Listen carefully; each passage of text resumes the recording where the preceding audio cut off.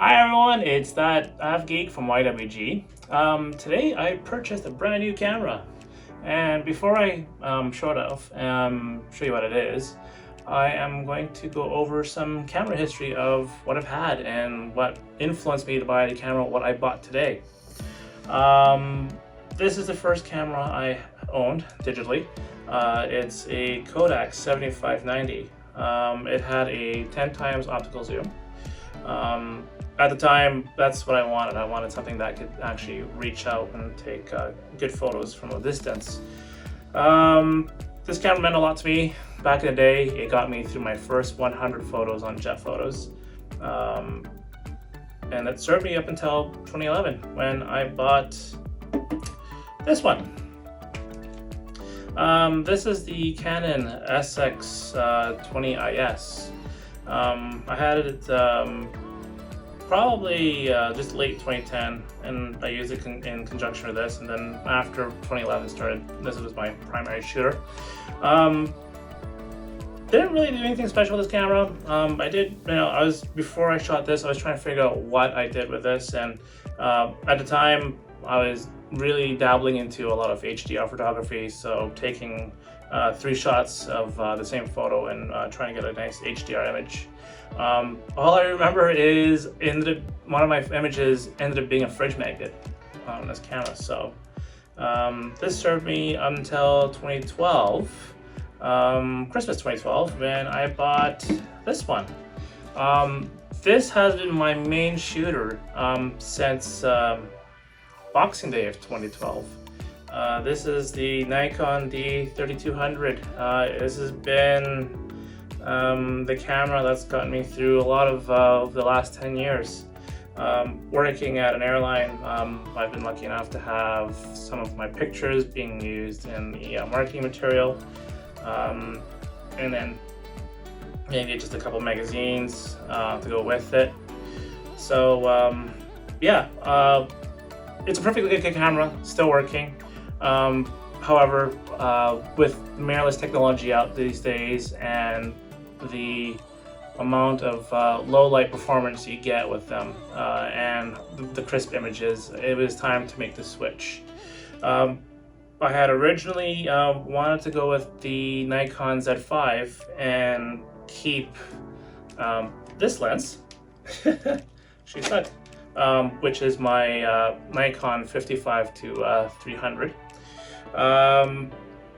However, going to the camera shop, I explained what I wanted to do, and the salesman pointed me in a different direction, as putting a crop censored lens on a full frame camera would lose the effect of megapixels.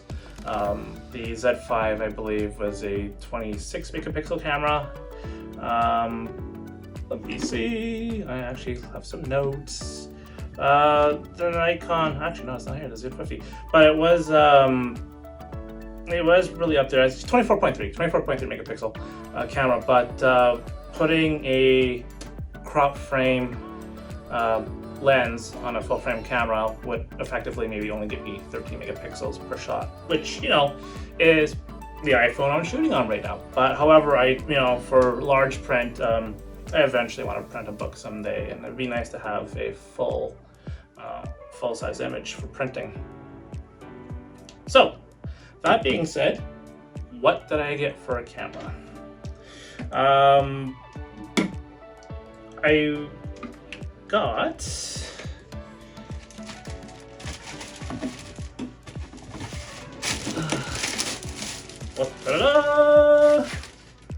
I ended up getting a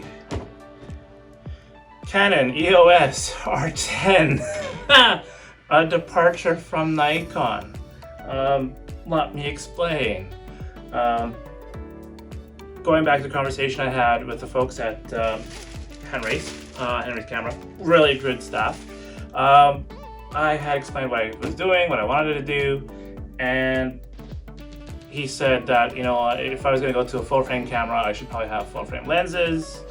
Full frame lenses for Nikon, however, are very cost restrictive. I looked at them earlier, you know, just for a 200mm lens is about $3,500, and that's 200 mils. I was shooting with a 300mm lens. A 400mm lens was north of 4,000. So he told me that just for the cost, it was just probably worth it just to stay as a crop sensor camera. And to go with the camera, I also ended up buying, obviously because I had to switch to Canon, I ended up with a Canon 100 to 400mm lens. And the factor in a crop camera is that you get 1.6, so you're 400 times 1.6, which I don't know the math, but effectively I've been told 600mm. So now that we have a camera here, time to unbox it and see what you get when you buy a Canon R10. This is exciting. Ready. Okay. Okay, well, let's just get rid of that. Okay, my marker's gone, but that's okay. You get some warranty stuff.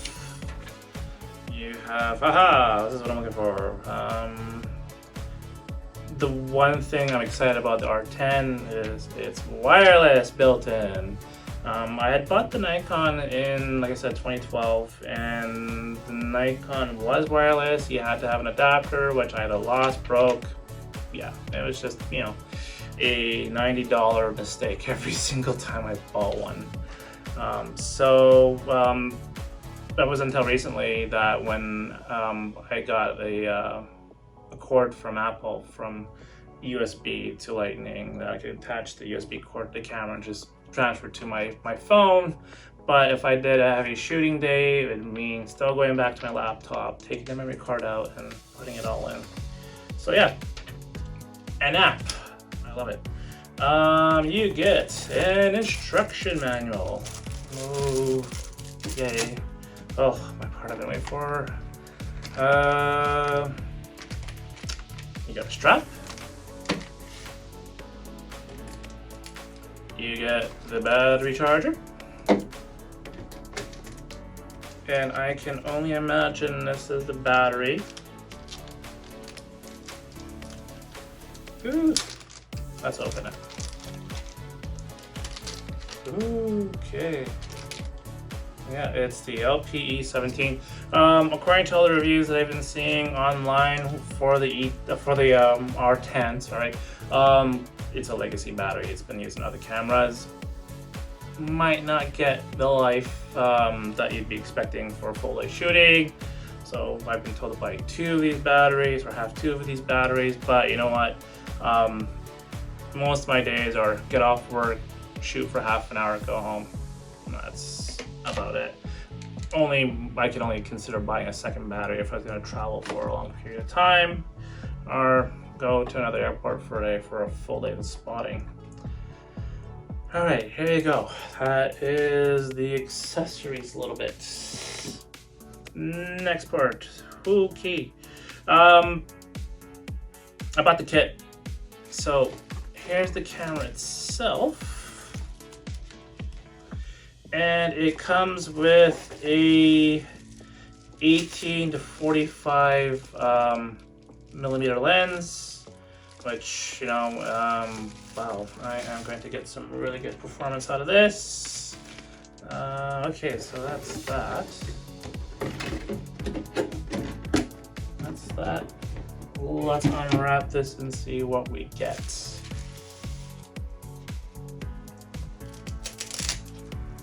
Ooh. Oh, okay, yeah. She's nice. She's absolutely nice, folks. Like, I can't. Well, okay. Maybe I'll throw in some background music and some photos. Throw in some photos courtesy of the Nikon 3200. Well, you know what? No, let's not do that. Let's not. Okay, let's just take a look at it.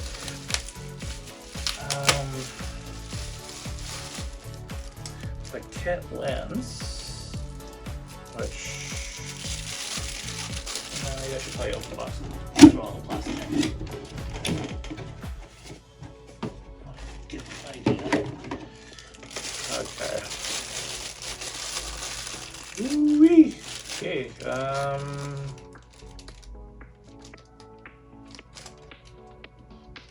Looks like just a straight lens. It's not image stabilized or anything, unlike my Nikon kit lens, which had image stabilization. That's the other thing. The one sacrifice I get from I made from not getting the Z5 to get to this is that there is no built-in image stabilization, and my whole theory on it is that I went a whole 10 years without image stabilization in the camera. Image stabilization was in the lens. I survived on it. Sometimes I even shut it off. So there you go. This is the, my understanding is the RFS 18 to 45 4.5 with an f-stop of f4, its maximum f-stop is 4.5. Am I gonna put it on right now? No, because this is what we're here for. Well, as an aviation spotter, airplane spotter. Plane spotters will be delightful. Let's see this one instead. This is the Canon RF 100 to 400 5.6. Only thing that really gets me is that I lose my range even with this Canon deal. My Nikon was 18 to 55, and then I had a 55 to 300, which made it really easy. Now I have a bit of a gap, so will I purchase a lens? Possibly. I'd like to see if I can afford a 18 to maybe a 120, sometime down the road. That way it can fill in the huge gap that the kit lens is going to leave here. Okay, here we are. That is the lens. Alright. Camera's off. I don't have to worry about anything. Contaminants. Ooh. Okay. And according to the folks at Henry's, I can actually put an extender here, which can bump it up from 400 to even a 600, which would bump it up even more on the camera end. It is image stabilization, so I am excited for that. So that's what matches with the Nikon lens. What I'm going to do now is see if there's any juice in here. I hope there is. I'd like to go shooting off the hop.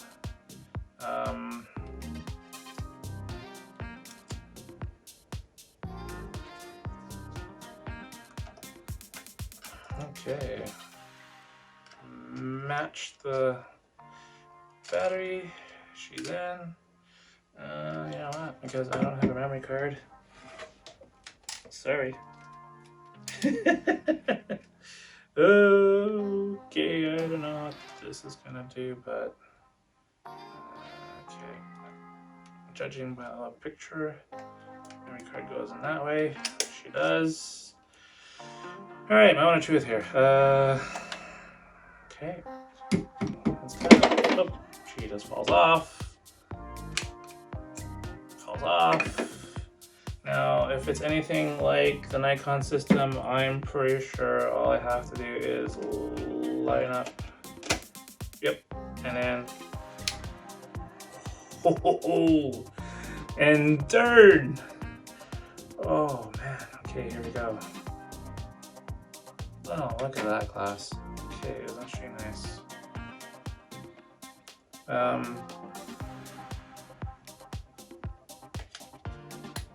Okay, let's maybe talk about the camera itself and what it does or what it can do. I do have some notes from the preview. Okay, let's start with resolution wise versus the Nikon. 3200 shoots just a few pixels more, but you know what? 16 pixels max resolution, or 16, 60-16 wide, where this is a 6000. Well, that's not a big deal. They're both 24 megapixel cameras, so I stay the same in terms of megapixel count. The sensor size is where this thing tends to lose out a little bit. Nikon's are 23 by 15 millimeter sensors, where this is just a 22 by 14.8 sensor. Fine. They're both all CMOS sensors. Processor. This has the new Digic X. I'm probably gonna say it wrong. It's late at night. The Digic X. Bam. Okay. ISO, which is, like I said, the whole reason why I want mirrorless. This will go up to 6400 ISO. The low light performance on it, you notice grain. I shot an MREX 777 in February, and it, the lighting, it was great for that night, a wonderful night. Shot 777. I was surprised to shoot it at ISO 3200. Man, was able to get a shot. I've had other airplanes taxi by me in that same spot at night, and it was just blurred and turned out. So I'm hoping the best for this, because ISO, it's rated between 100 and 32,000. Had I bought the Nikon would have been 51,200, which, talking to the salesperson, he has said that he had never gone that high in terms of ISO in low light situations. You have to be literally shooting in a really dark room to get that, have that kind of performance, have that kind of need. Alrighty, boosted ISO for the R10 is 51,200. It's got white balance presets. I'm pretty sure you're able to set your own white balance anyways. This is the camera that taught me everything about white balance. The Kodak 7590, shooting at the old observation lounge, the airport was nothing but orange. But tungsten light, I believe is what's called, set to tungsten, and it corrected all my photos. And very minimal work in Photoshop. Shoot some RAW. Let me see. The autofocus system on here, from reading all the reviews, apparently comes from the flagship R3, which is a $8,000 camera. Which to get that kind of autofocus in I would say, a consumer beginner's camera. Now, there is a reason why I went with this rather than, there is an R7, which is a step up, but you know what, for the extra couple $100, I didn't need those features, and this camera will suffice. Focus points. Well, this only has 11 focus points, and this has 651. Comes with a nice little joystick to move them around. I am going to have to sit down one day and learn how to use them, and I'm also going to have to sit down one day and learn how to put this on, which I'm going to just abandon that. Screen. Fixed screen. The Z50 and the Z5 was just a little pop-up, do your thing screen there, but didn't do much. Just a tilt screen. What really made me excited to come back to Canon is, voila, Lala. Hey, look, I'm Casey Neistat. Okay, good. I can become a vlogger again. Speaking of which, it does shoot 4K 30, 4K 60. Not really sure what that really means. There is a crop. Is it 1.7 crop? So I guess the sensor crops in on you, and you don't get the full frame on it, which is fine. You just grab a wider lens and make do.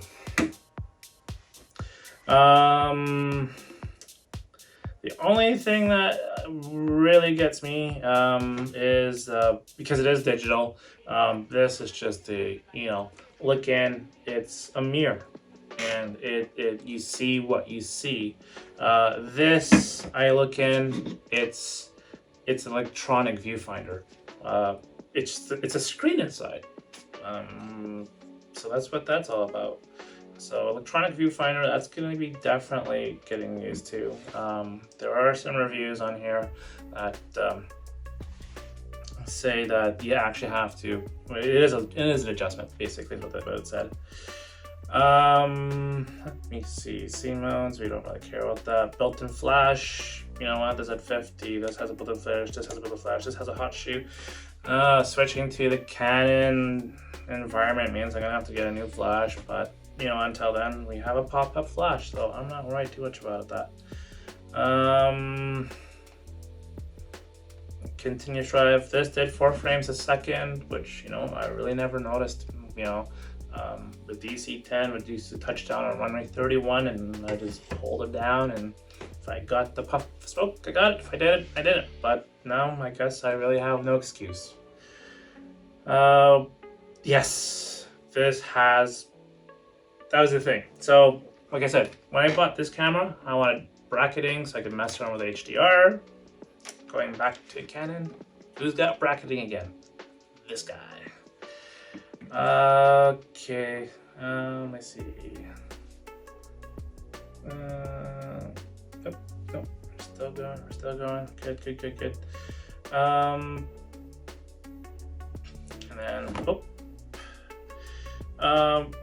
And then from what I also hear is that for this, I'd have to take this and plug it into the charger, into a wall outlet. This is just simply USB charging. But it doesn't really matter. My vehicle has 120 inside, so here it comes with a handy charger. So that's it. And like I said, wireless is built in. You had to buy a dongle for this, which you'd lose or break easily. Death by tripod.